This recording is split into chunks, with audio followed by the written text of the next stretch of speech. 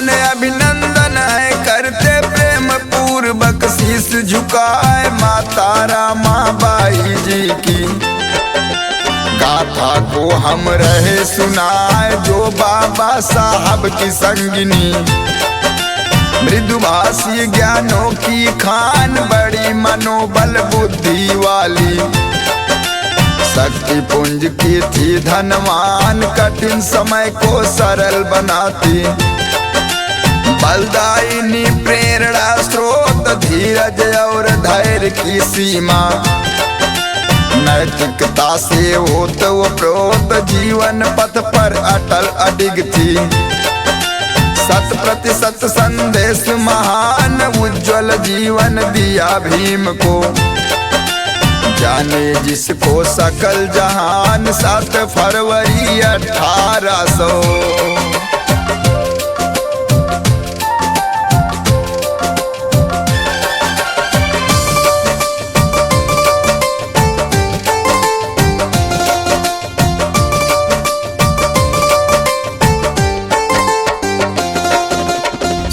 फरवरी 1898 दिन बृहस्पतिवार जन्म ली माता रामाबाई करने बहुजन का उद्धार निकटता भोले वड़ंद गांव जो महाराष्ट्र में स्थित बाय पिता भिक्खू जी धुन्ने जी थे मन ही मन में खूब हर्षाए रही गरीबी बहुत ही घर में फिर भी कभी न हिम्मत हार मेहनत मजदूरी को करके करे गुजारा सब परिवार गौरा बाई दीपा बाई रामा बाई बहने 3 इकलौता था भाई शंकर प्यारा प्यारा सासालीन पिता भिक्खू जी धुन्ने साहब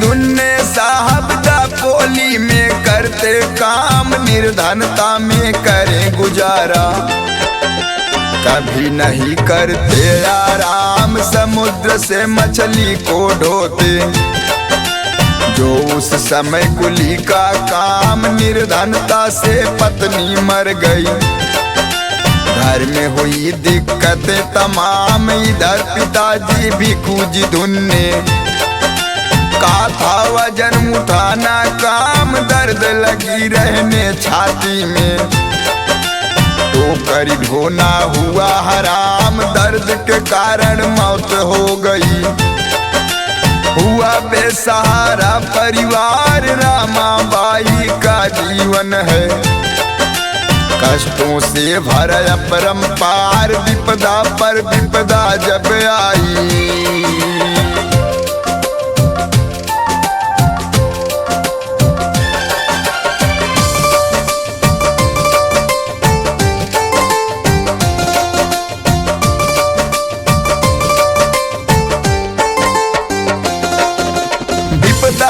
विपदा जब आई बच्चे हो गए सभी अनाथ होगा भरण या पोषण कैसे देगा कौन हमारा साथ बच्ची थी रामा बाई तब रही बिलखती नैन निहार होगा मेरा गुजारा कैसे भाई बहन मिलाकर 4 तभी बधाया ढाढ़स उनको चाचा और मामा ने आए साथ रहो बेटी रामा तुम चाचा आपका जिंदाबाद मामा जी सीने से लगाकर रोते हुए कहा समझाए चुप रहो रामा बेटी तुम मेरे रहते दुख न आए इधर राम जी राव खोजते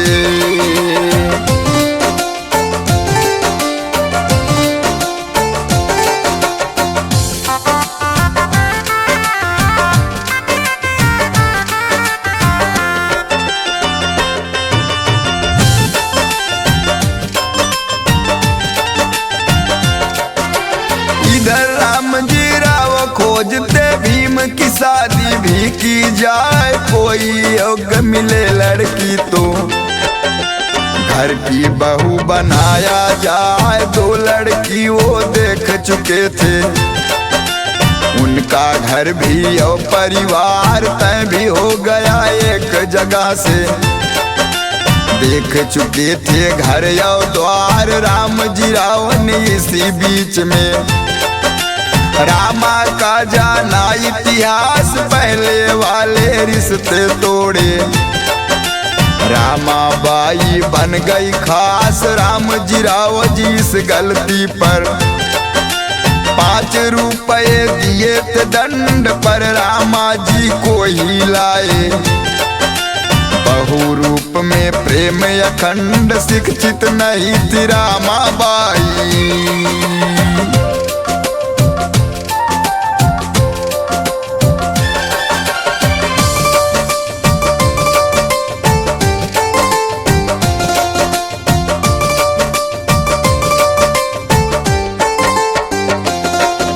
शिक्षित नहीं थी रामा बाई, बुद्धि लेकिन थी भरमार। सुदृढ़ ज्ञान और भाषा थी, कैसे चलता है परिवार, कैसे किससे प्रेम है रखना, कैसे आता है सदाचार, कैसे घर का विकास होगा, कैसे रखना है संस्कार। सब बातों से विज्ञ थी रामा, गुण थे उनमें बहुत महान। बाबा साहब के संग रहकर उनका और बढ़ गया ज्ञान, हुई साक्षर रामा बाई। बाबा साहब के संग आए, सेवा भाव से तरो थी ताजा। पढ़ने का मन करता ना है, शब्द ज्ञान से आगे रामा।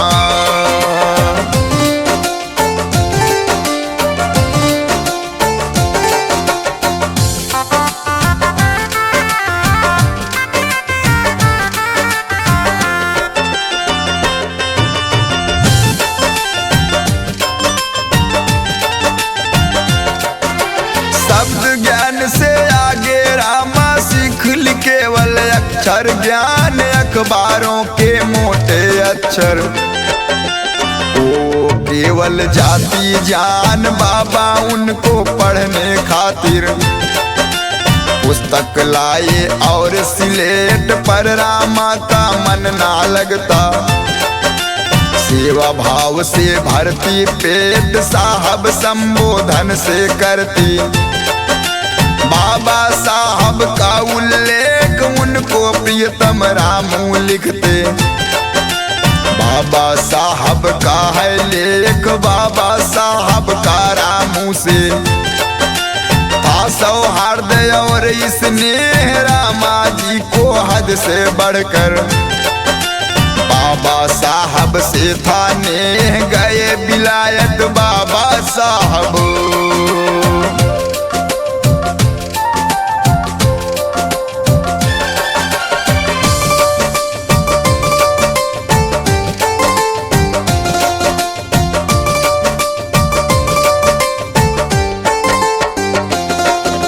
गए विलायत बाबा साहब, ऊंची डिग्री लेने ज्ञान। रामा बाई गर्व से भर गई, पैदा हुआ आत्म सम्मान। पास पड़ोसन और सहेली, रामा बाई का भरती कान। कहती थी लाएंगे सौतन, भीम को रोको बात दो ध्यान। पर रामा बाई जी बोली, मेरे साहब बहुत महान, मेरे अलावा दूसरी औरत पर ना देंगे कभी वो ध्यान। अच्छी तरह जानती हूँ मैं, मेरे सिवा बस प्रेम किताब निरुत्तर कर देती सबको।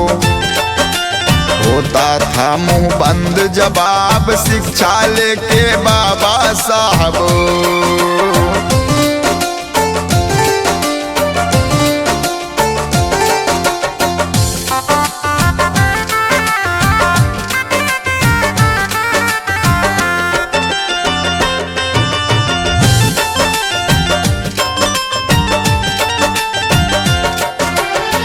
चाल के बाबा साहब वापस आए रामा के पास, बहुत प्रसन्न है रामा बाई। सबके पति से पति है खास, सिडन होम कॉलेज बम्बई। मिली नौकरी उनको जाए रामा बाई के हाथों में, दी पहली तनख्वाह को लाए रामा बाई बहुत खुश हुई। अब होगा दुख मेरा दूर, पर बाबा साहब अम्बेडकर सपने कर दिए चकनाचूर। रामा बाई मुझे है जाना, इन पैसों से फिर इंग्लैंड, अभी अधूरी शिक्षा मेरी। मनुवाद को करना बैंड, विद्या अध्ययन भूख देखिए।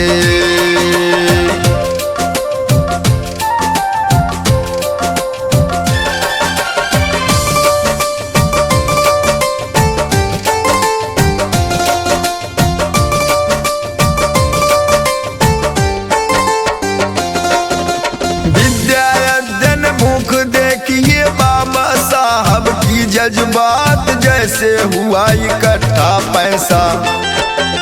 गए विलायत रामूनाथ बाबा साहब को विदेश में, कोई भी ना हो तकलीफ घर का खर्च उठाने खातिर। दुख सह लेती नारी शरीफ, सुबह जल्द उठ करके रामा बरली गाँव में जाती रोज, कंडे उपले वहाँ थापती। शाम लौटती लेकर बोझ, अंधेरा होने पर रामा साथ में ले यशवंत दुलार, संग लेकर उपली बेचती। थक जाता बच्चा सुकुमार, पोत बाबड़ी से लेकर के।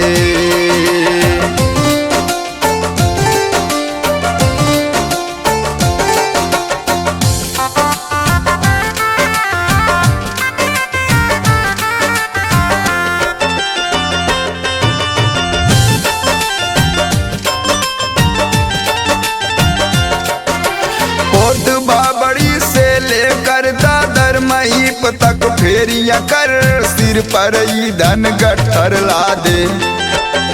बड़ी रात तक आती घर, गर्भवती थी रामा लेकिन हिम्मत करती सहती कष्ट। आएंगे इस बार जो साहब, हो जाएगा कष्ट ये नष्ट। स्वास्थ्य नहीं था ठीक भी उसका, फिर भी संग जाता यशवंत। माँ का कष्ट वो देख न पाता, होगा माँ का विपदा अंत। रोने लगता कभी कभी वो, सोचता मन में करे विचार, मेरी माँ कब सुख पाएगी। है जीवन का क्या आधार, झूठ नहीं साबुत है इसका।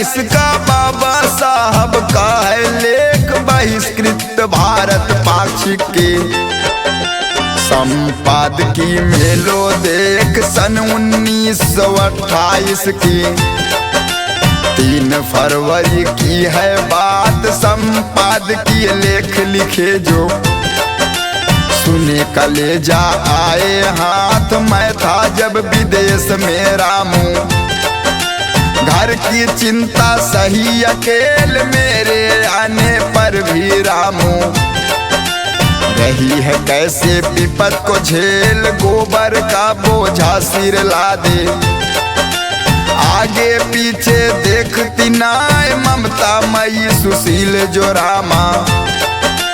डंग बाढ़ सहती है आए, पास पड़ोसन उसको कहती।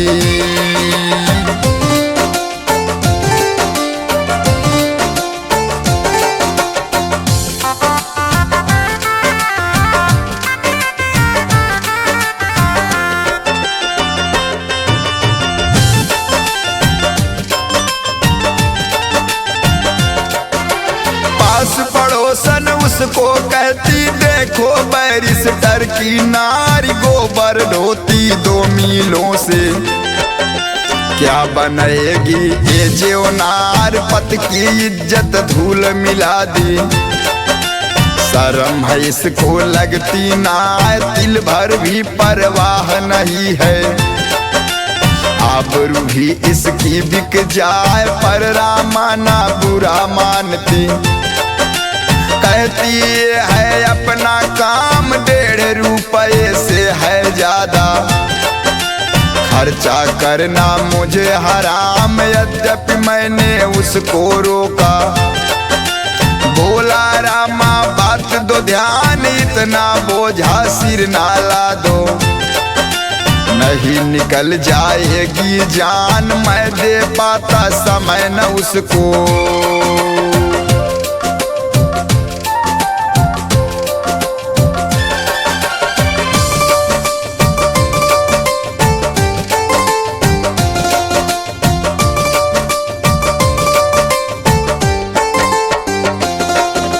मैं दे पाता समय न उसको, 24 घंटा दिन ना रात देखता उसका तन्हाईपन। दिल पर गिरता था वज्रपात, इसको देखूं या समाज को। गर्त में मेरा पड़ा समाज, बहुत ही सीमित पैसों से वहाँ। घर का कर लेती थी काज, बहन रमा की गौराबाई। वाह भाई भी शंकर साथ, विधवा जेठानी लक्ष्मीबाई। उनका पुत्र मुकुंद भी साथ, भाई बहन मजदूरी करते।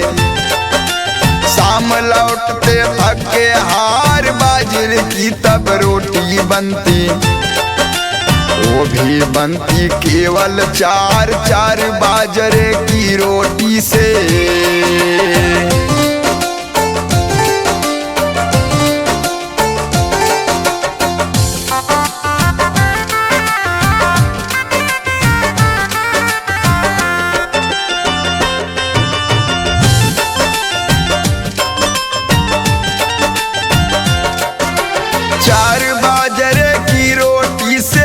लोगों का भरता पेट, समय ने क्या था दिया गरीबी। वो भी मिलती काफी लेट, 1 रोटी देती यशवंत को। 1 मुकुंद 1 शंकर भ्रात, 4थी रोटी रामाबाई। गौराबाई मिलकर साथ, उसी रोटी में लक्ष्मीबाई। तीनों महिला मिलकर खाए, कभी कभी सूखी रोटी ही खा कर लेते काम चलाए। कई बार तो प्याज की चटनी से ही गुजारा पालत पेट, कभी कभी तो बासी भोजन।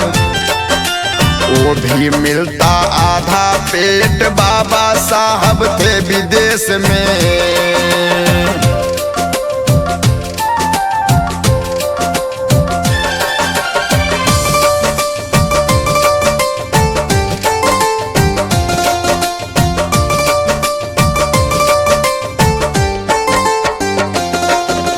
बाबा साहब थे विदेश में, उस दौरान किए है बात। गंगाधर छोटा बेटा जो तेज बीमार हुआ वो रात, इस दयनीय अवस्था में। रामाबाई जी पेट को काट करें गुजारा चटाई पर। घर में ना थी एक भी खाट, रामाबाई धैर्य छोड़ दी। साहब को वो भेजी पत्र, बोली साहब ऐसा लगता जैसे छूट जाएगा नात्र। बाबा साहब पैसा भेजे, बोले रामू धैर्य न छोड़, आधा पेट ही मैं खाता हूँ। भूखे देश में कई करोड़, कहे कि बाबा साहब रामू।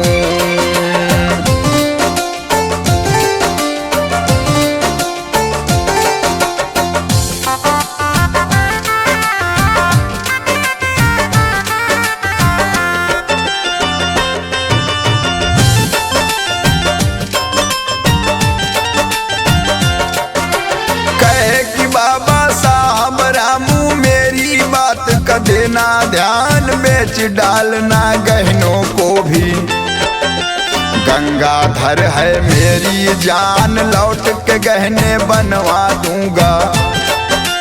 मेरी बात का बांध लो गांठ, उज्जवल भविष्य की है कामना। कुदरत दुख को देगा काट, बाबा साहब के बड़े भाई। बालाराम का जो परिवार रहते थे परिवार के संग में, दूर था उनका कारोबार, फिर से घर वो वापस आ गए। हल्का हुआ कुछ रामा भार, लंदन से लौटने थे वाले। बहुजन किए वो करुणाधार, बालाराम जी खुशी के मारे।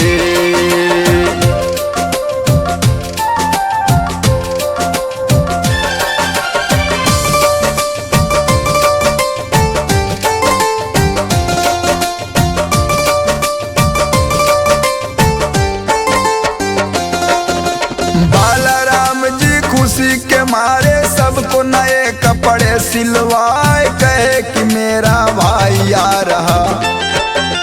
खुशी से फूले नाय समाए, रमा को भी दे करके पैसे। कहे कि साड़ी नई लो जाए, लेकिन रामा बिरला नारी। उनका समर्पण कहा न जाए, उन पैसों से पति के लिए धोती जोड़ा लिया खरीद, एक गद्दा तकिया भी लाई, पीढ़ा भी लाई खरीद। सारा पैसा खर्च कर दिया, लिया न खुद को एक भी वस्त्र। पति के प्रति समर्पण कितना, जबकि दुख से पूरी त्रस्त बाबा साहब पैसे के।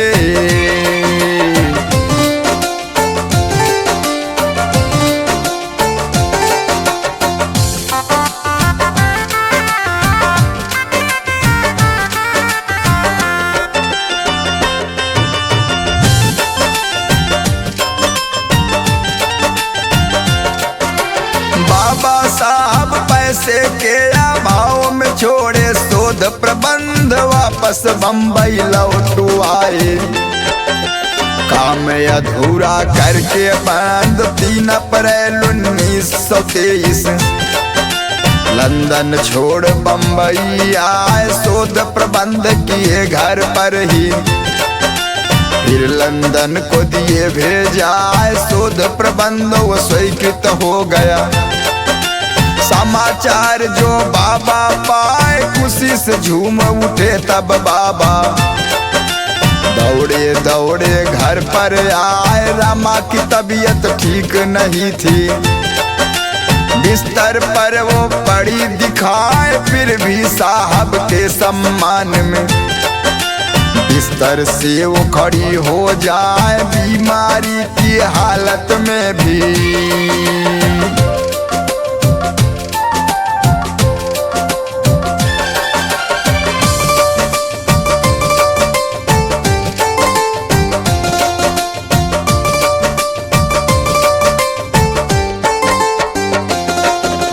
बीमारी की हालत में भी रामा करके स्नान कर प्रणाम बाबा साहब को।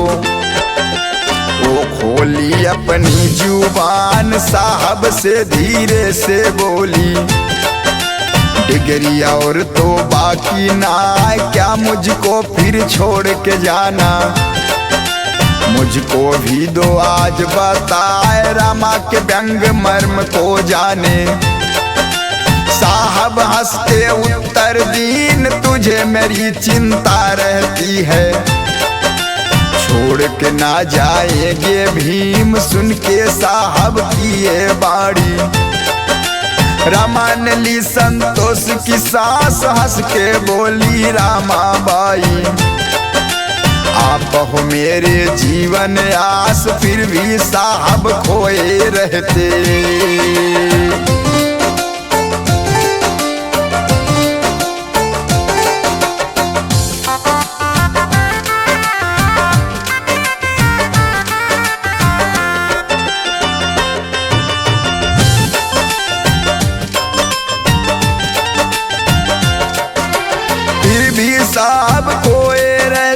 पुस्तक में ही दिन और रात खाने की ना सुध बुध रहती। रामा को लगता घात, कहती साहब खाना खा लो। बार बार वो विनय से बोल, फिर भी साहब झल्ला जाते। बात भी करते पुस्तक खोल, कहती रामा एक बात है साहब जी मुझको बतलाए, क्या है कहीं लिखा पुस्तक में। बारीकी से दो समझाए, बीवी बच्चों पर भी ध्यान दो। पुस्तक में कहीं लिखा दिखाया, सुन साहब हंसने लगते। फिर खाने को वो उठ जाए, जीवन के खट्टे मीठे।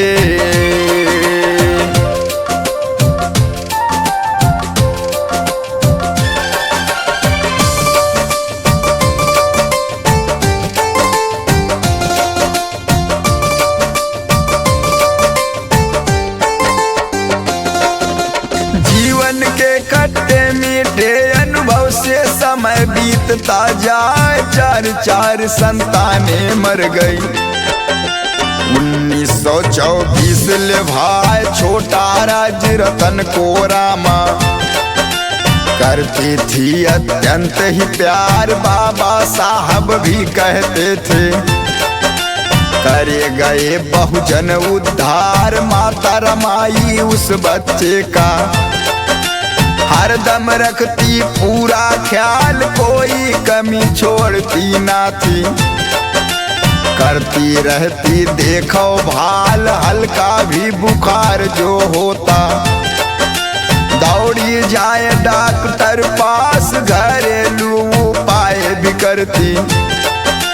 राज रतन था अंतिम आस, पहले के जो बच्चे मरे थे।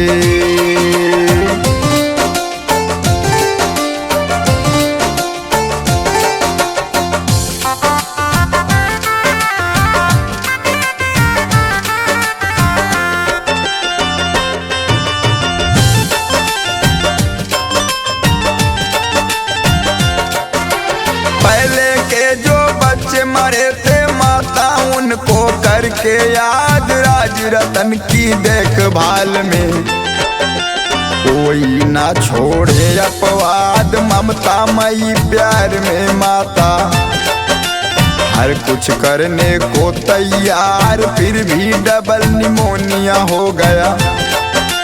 मच गया घर में हाहाकार, सोमवार 19 जुलाई 1926 की बात, राज रतन की मौत हो गई।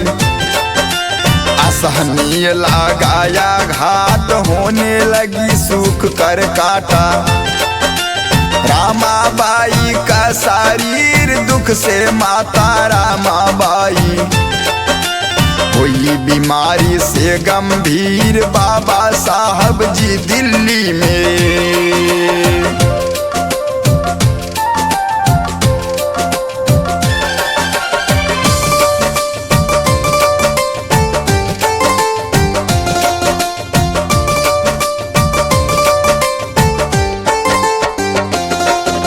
बाबा साहब जी दिल्ली में क्या था कहे बताता आज रामाबाई के बारे में। साहब ने खोला था राज 20 जनवरी 1944 की है बहुजन सुनो ये बात, मेरी रामा बहुत ही भोली। दिल में कपट नहीं उन्माद, अगर कभी बीमार मैं पड़ता सेवा करती दिन और रात। इरादे की पक्की नारी, अटल सत्य विश्वास न घात, कोई भी घर मेरे आए सभी अतिथियों का सम्मान। सेवा भाव रग रग में उसके, करवाती सबको जलपान, खाना पकाने में सिद्ध हस्त थी।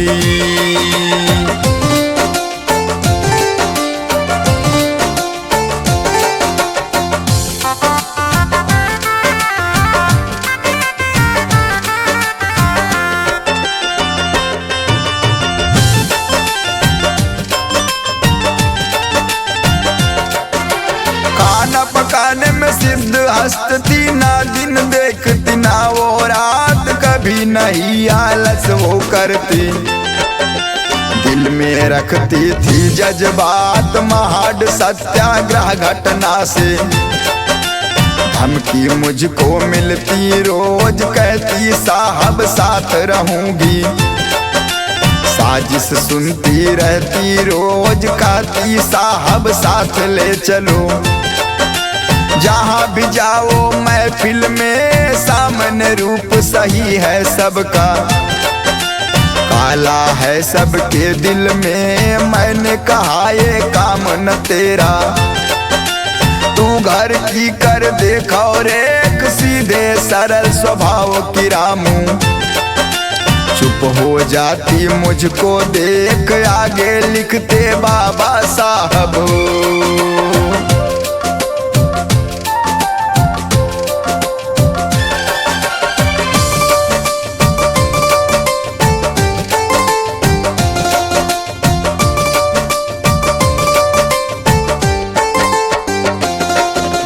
आगे लिखते बाबा साहब, बहुजन सुन लो ध्यान से बात, पढ़ लिख कर सब मिशन भूल कर, अपनों के ना रहते साथ, मेरी रमा प्रबल हृदय की, बच्चों की ना देखी मोह, कोई सुख ना दे मैं पाया, फिर भी रहती बाट को जो, कभी शिकायत ना की मुझसे, साहब क्यों ना देते ध्यान, इतनी समझदार थी रामा, जिद ना करती लेती मान, बच्चों के संग आधा पेट कभी, भूखे पेट ही वो रह जाए, पेट ही जब ना भर पाता था, कैसे वो इलाज कर पाए, यही था कारण की यशवंत जी।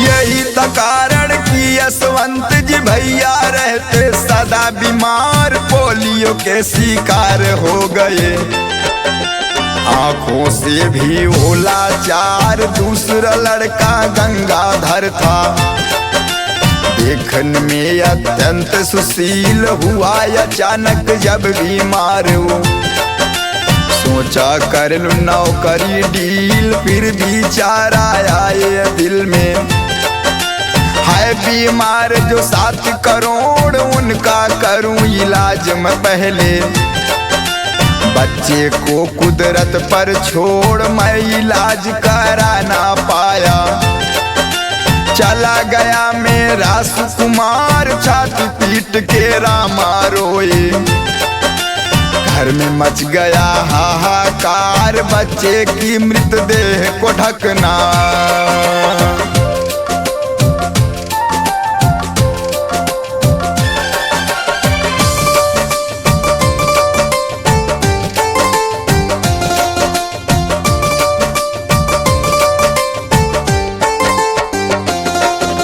बच्चे की मृतदेह को ढकना, अंतिम संस्कार ले जाए, मेरी जेब में 1 न पैसा, हाय गरीबी कहीं न जाए, अंत में मेरी प्यारी पत्नी, रामू समझी मेरी हाल, अपनी साड़ी फाड़ के लाई, कही कि इसमें रखो लाल, मृत बालक को लेकर परिजन, दफनाने को ले गए घाट, रामा बाई टूट गई तब, पकड़ ली उस दिन से ही खाट, थी सलाह डॉक्टरों की, रामा से रहे बाबा दूर, ये ना बात पता रामा को, कष्ट से रहती चकनाचूर, इसीलिए बाबा साहब जी।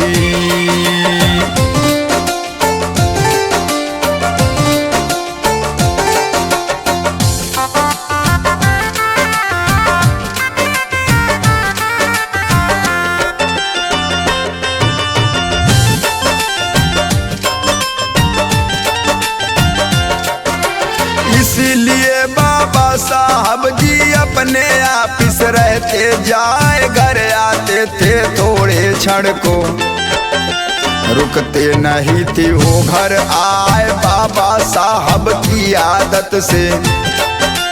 रामू मन ही मन चिढ़ जाए, सोचती साहब दूर क्यों रहते, क्या मैं उनके काबिल ना, इस व्यवहार से रामाबाई रहने लगी और बीमार, भोजन से रुचि खत्म हो गई। लेती थी वो इच्छा मार, सोचती थी साहब की सेवा मैं ना कर पाती हूँ आज, सदा कचोटती रहती उनको। सोचती कहेगा क्या समाज इस व्यवहार से रामाबाई।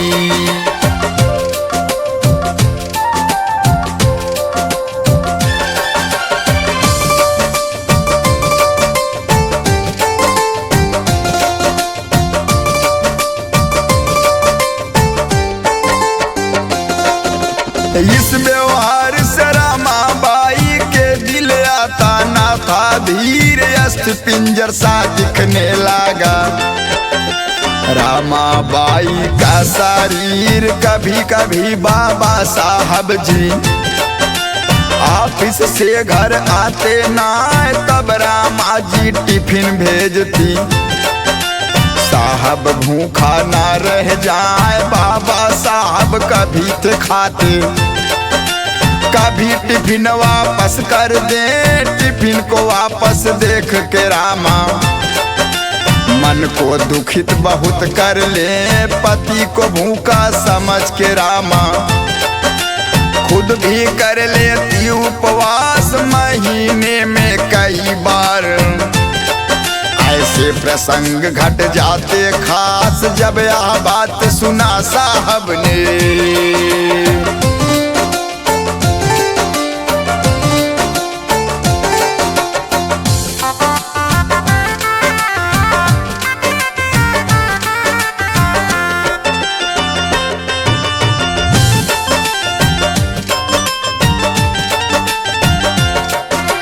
जब यह बात सुना साहब ने, दिल से बहुत दुखी हो जाए, भरा टिफिन वापस न भेजते, दोसर को वो दे खिलाए, नहीं छिप सकी यह भी बातें रामा तक ये पहुंची जाए। बहुत दुखी तब रामा हो गई, बोली प्राण निकल अब जाए। एक बार बाबा साहब को हुआ मलेरिया तेज बुखार, मार्च 1927 में प्रकोपित हो गया था ज्वार। पता चला जब रामा जी को, भेजी भाई और रिश्तेदार, मेरे साहब को घर लाओ, मैं हूँ सेवा की हकदार। पर साहब जी घर नहीं आए।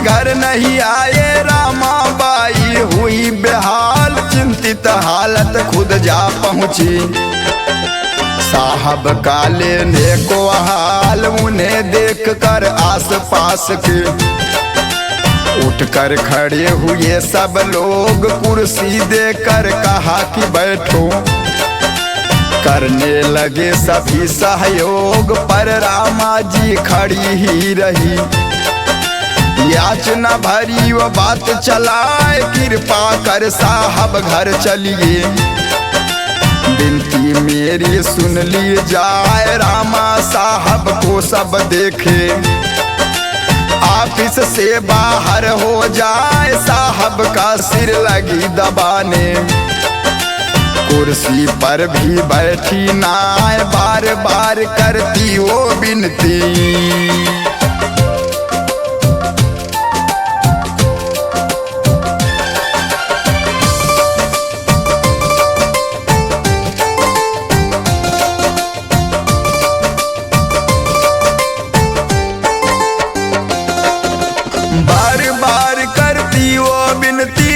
कहती साहब घर चल जाए, गुस्सा हो उन पर चिल्लाए। तू घर जा क्यों सुनती नाय, रामाबाई आंसू पोंछते। ऑफिस से बाहर हो जाए, फूट फूट कर रामा रोई।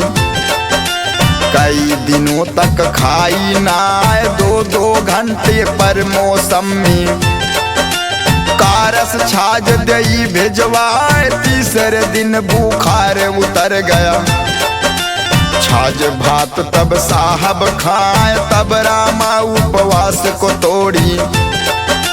बिरला होती ऐसी नार, सत सत वंदन अभिनंदन है। जाने जिन्हें सकल संसार, पूना पैक्ट होने से पहले।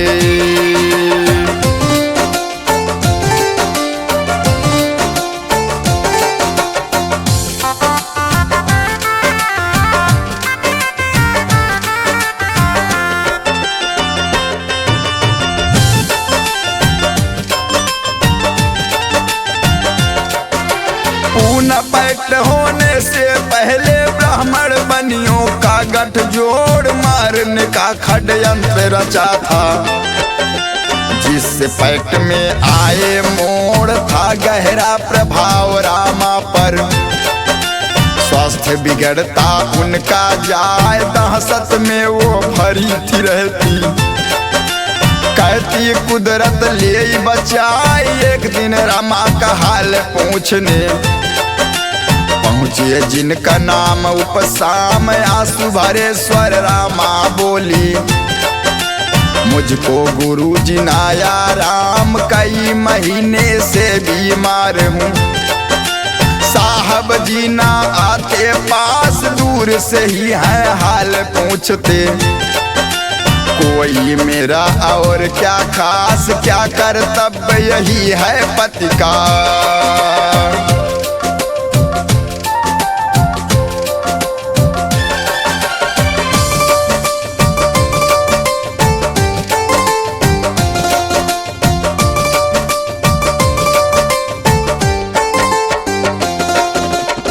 कर्तव्य यही है पति का, गुरुजी हमको तो समझाए। पत्नी की भी कुछ आशाएं, क्या है उनको दिखती ना।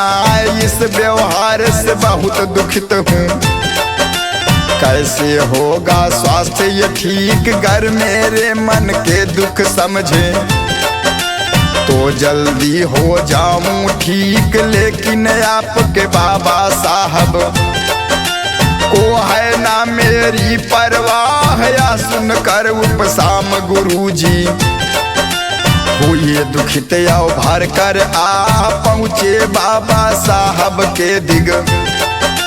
रामा जी की व्यथा सुनाए, रामा जी पर ध्यान दो साहब। या सुन भीम दुखी हो जाए, बाबा साहब कहे गुरुजी।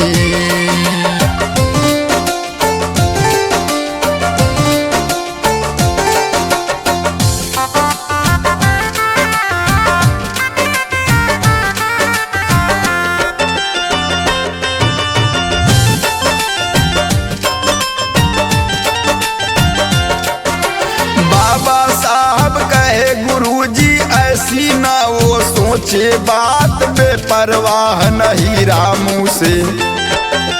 डॉक्टर और दवा के साथ उनके पास है उनका लड़का।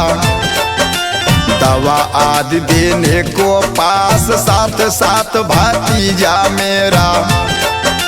वो भी उनका खासम खास, उनका अपना भाई शंकर भी है पास में देखने वाल। फिर भी वह चाहती है मुझसे, बैठ पास लेता रहूं हाल। उनके अलावा इस देश में 7 करोड़ अछूत बीमार, मैं दिन रात लगा हूँ रहता। कैसे हो उनका उद्धार, इन बातों को कहते कहते।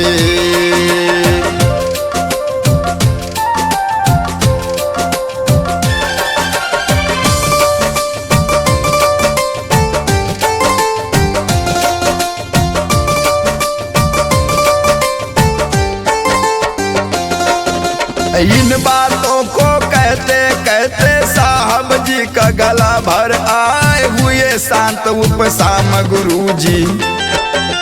कुछ भी उनसे बोल न जाए, सीधे माता रमाबाई के पास में पहुँचे तब उपसाम साहब जी की सारी बातें कह कर लिए है तब भी राम। ऐसी बातें कभी नहीं अब मैं कर सकती है उपसाम, जब से आए अमेरिका से।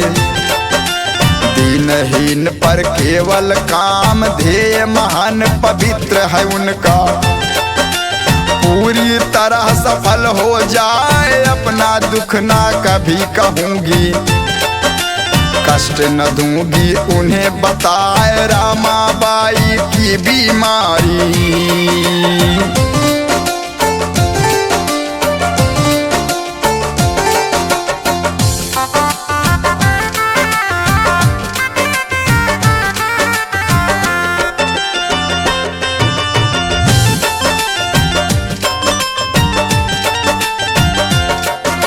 रामाबाई की बीमारी काबू से बाहर हो जाए मई माह 1935। सोचिए बाबा एक उपाय कहीं घुमा कर रामा को लाऊं, थोड़ी हवा बदल ही जाए। डॉक्टर मित्र बलवंत बराले उनके पास रमा को लाए। धारवाड़ कर्नाटक नगरी हवा पानी कुछ अंतर आए, स्वास्थ्य सुधार हुआ ना फिर भी।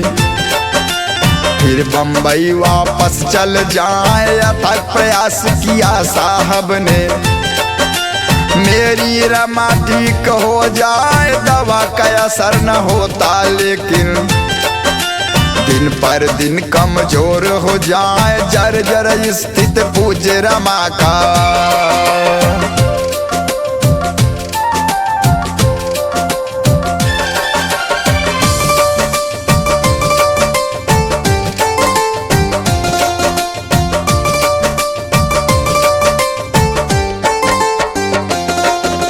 जर्जर स्थित पूज्य रमा का जीवन ज्योति वो बुझती जाए। काल चक्र जब निकट आया साहब को वो देख मुस्काए, मानो उनकी राह देखती पुलकित मन हर्षित हो जाए। हाथ को हाथ में लेकर रामा बाबा साहब से बतलाए, छीड़ा से उन्हें देखती धीमी थकी थकी सी बात। 7 करोड़ जो बच्चे मेरे रखना ख्याल न छोड़ना साथ, कभी न विचलित होना पथ से।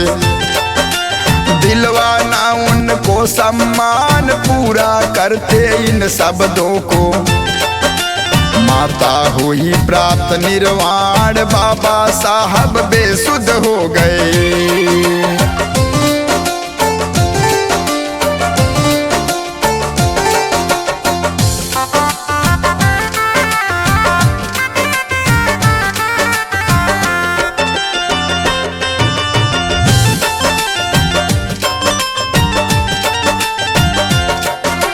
बाबा साहब बेसुध हो गए, सामने अंधकार छा जाए। पतिव्रता पवित्र आचरण काहे रामा बोलती नाय, फूट फूट कर साहब रोवे। बेसुध होकर वो गिर जाए, यशवंत मुकुंद जो बच्चे रोते हुए बेहोश हो जाए। ताय अफसोस यही बाबा को कोई सुख ना हो दे पाए। रामा हाय तेरी कुर्बानी भूलेगी ये दिल से ना। थी तारीख मई 27 1935 सोमवार जीवन ज्योति बुझी रामा की। सुबह 9 बजे अंतिम बार शव यात्रा में हुए सम्मिलित।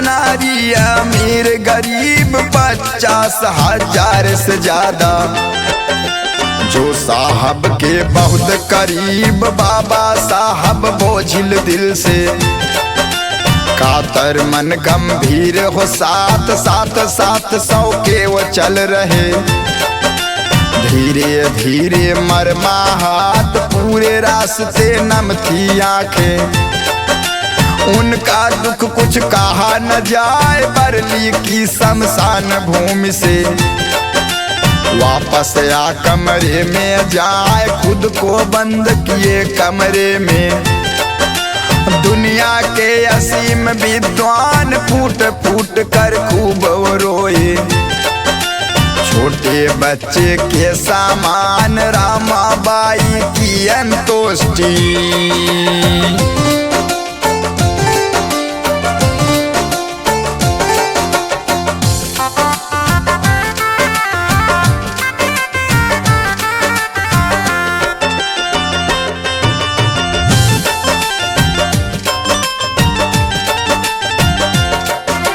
रामाबाई की अंतोष्टि हुई बेटे यशवंत के हाथ, अंतिम संस्कार की रस्म जो शंभू मीरे जी के हाथ, शंभू मीरे बचपन के साथी, बाबा साहब के प्रिय मित्र, बहुत लगाव था उस परिवार से, खुशबू देते जैसे इत्र रामाबाई के देहांत से, बाबा साहब अति विक्षोभ सन्यासी सा जीवन कर लिए, खत्म किए वो पूरा लोभ, मित्रों ने उनको समझाया, श्रेष्ठ जीवन संघर्ष की राह, सन्यासी का जीवन त्यागे, फिर पकड़े बहुजन की बाह, ऐसी नारी लाखों में।